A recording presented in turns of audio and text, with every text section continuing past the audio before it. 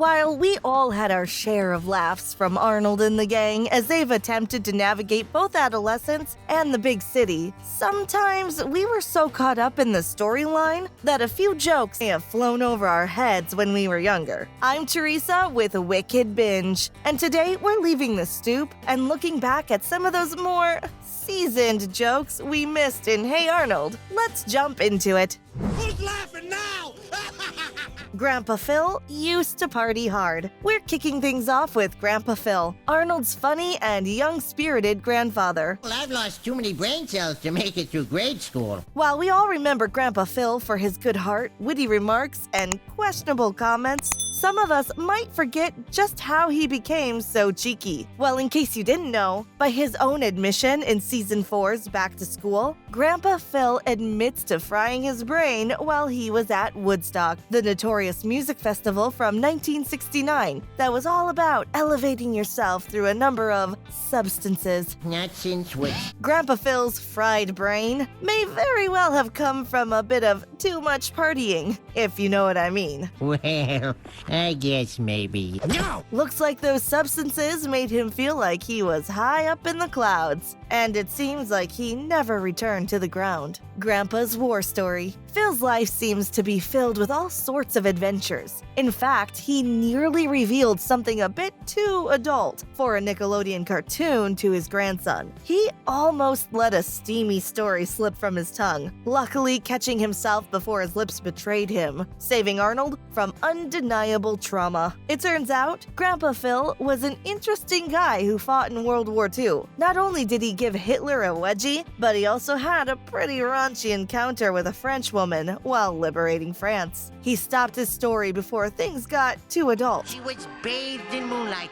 wearing a figure-flattering diaphanous peasant dress. But he almost let everything slip out. Phil, maybe you should skip on down to the next part of the story. Who's down for sausage? Back in the eating contest from Season 6, no kid watching the show would have thought that a sign urging the public to try out someone's freshly cooked sausages would have had any other meaning than just that. After all, the episode was about an eating contest. Still, it's so interesting how perspectives shift as we get older, especially considering that the sign is pointing to what looks like a dark and deserted alley. The big city is the scary place, people. What's that in the window? Season 3's Arnold's Thanksgiving was an episode about a lot more than just a Thanksgiving dinner. As Arnold and Helga leave a Thanksgiving celebration through a window, the two happen to spot something happening that left them confused. Apparently, the scene was supposed to show two folks arguing in another room. However, the way it panned out, it seemed as if the two were giving each other another reason to be thankful on Thanksgiving Day. Oh, Arnold, it wouldn't be Thanksgiving without fireworks. What's going on with Helga's mom? Speaking of Helga, as a child watching the show, it's easy to miss the subtle behavioral trademarks that producers were giving us about Helga's mom. It's not that bad, darling. Yes, it is. She slurs, is either constantly daydreaming or catching a snooze all over the place, had to do community service, and had her license revoked. Remember, you're starting your community service job. We think it has something to do with those smoothies she's been making. She's lacing them with a potent substance that's causing her to behave erratically, something that makes her believe that she's always at a night out, as opposed to on the job, if you know what I mean. In many ways, this adds a depressing backdrop that explains a lot about Helga's own struggles. Her mom is pretty clearly a functioning alcoholic who might even be popping pills. Oh, I still feel like a smoothie. How good? Helga's love for Arnold is strong. Back in Season 3's episode, Helga's Parrot, Helga described her feelings towards Arnold in a way that quite a number of kids watching the show would have played off as the cutest declaration of puppy love. However, to an adult ears, hearing Helga claim that Arnold made her girlhood tremble, Arnold, you make my girlhood tremble. a pretty intense love going on for sure. 3 are better than 1. Season 5's Timberly Loves Arnold had a lot more going on to it than met the eye. Most will recall Gerald's little sister's affection for Arnold, smitten by his football-shaped head and act of kindness and sticking up for her when she least expected it. Sure, Arnold. After all, you're my boyfriend. However, few will remember the words Lila used to let Arnold know that she had invited Timberly on their little outing. That is, if Arnold doesn't mind making it a threesome. Those who do will recall that the reference to them being a trio was anything but innocent. 9 means 9. As we already mentioned, one of the most iconic Grandpa Phil stories was the totally 100% historically accurate time in which he single-handedly won one of the most important battles of World War II by giving Hitler a wedgie. It's just like in your story. This moment deserves a spot on the list because it's such a hilarious joke that young kids probably wouldn't appreciate as much as adults. Take that, Hitler! It'll beat you red, white, blue!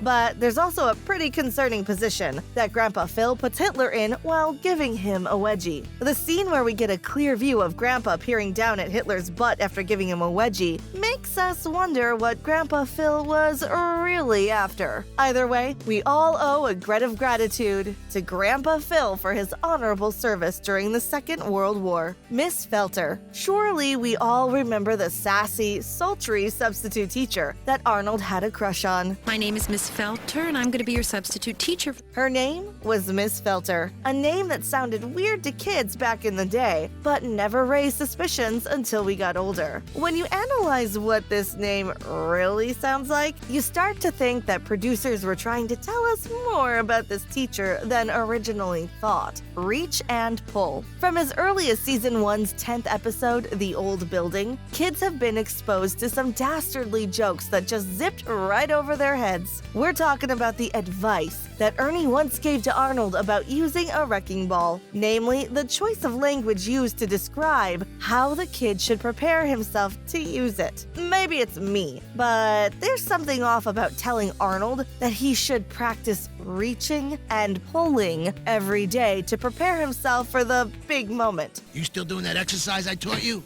Yep. Especially when I ask myself, just what is he reaching and pulling at? Reach, pull, reach, pull. Okay, in hindsight, this is very, very creepy. Maybe send the FBI over to Ernie's door soon. Grandpa Phil's head reminds us of, thought we were done with old Grandpa Phil. Sorry, but no. We've been holding on to this one in our back pocket. Take a good look at Grandpa Phil. And I mean a really good, long, hard look at him. Wait till you see it. If not, remember what I said. A long, hard look. You'll see what I mean. Why, Nickelodeon? Why? Grandpa Phil's date. All right, back to Grandpa Phil one last time. Now, this one is obviously meant to be an innocent joke, but sometimes things just don't translate in the best way. When Grandpa Phil goes back to school for his grade school diploma, things take a bit of an awkward turn when the 81-year-old man proclaims that he's taking 2 elementary school girls out on a date to sneak into a PG-13 movie. But you're 81.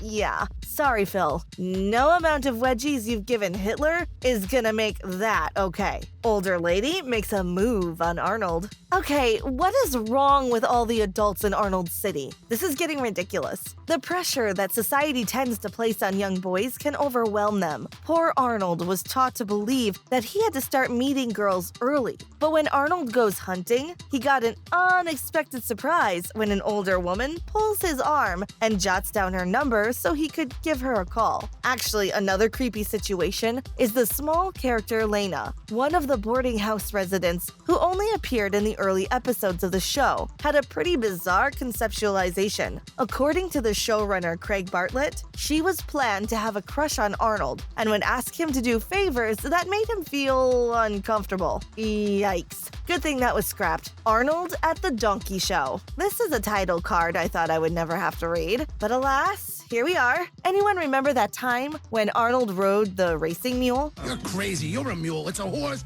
Well, for those who do, you may remember the fun we had watching Arnold race with the donkey, shouting command after command to give the animal the energy to move forward. Then we also hear Oscar yells, "Go, Glue Boy, get moving, you big crazy ass!"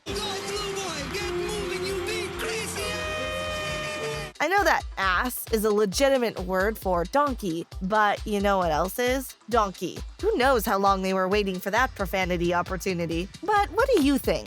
Did we miss any other hidden Hey Arnold jokes that might have went over our heads as kids? Let us know in the comment section below. And remember to check out our other Hey Arnold videos. But most importantly, stay wicked!